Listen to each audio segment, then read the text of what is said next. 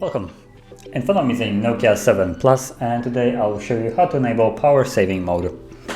So to start off, what you want to do is pull down the notification panel, do it twice to extend it, and you'll see the battery here, power saving, so you can just tap on it to enable it, and tap on OK.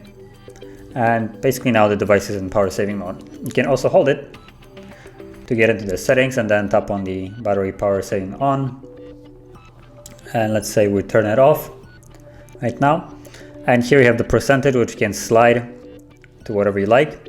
And basically the power saving mode will automatically turn on at whatever percentage you have set. So right now, as it's at 42, when battery reaches 42%, it will automatically turn on power saving mode. So that would be a way to set it up basically as an automatic. And again, you can turn it on manually by just tapping it on right here. And as you can see, it's indicated by the kind of red outline on the battery. So I'm just going to disable it.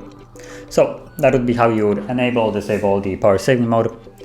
And if you found this video helpful, don't forget to hit like, subscribe, and thanks for watching.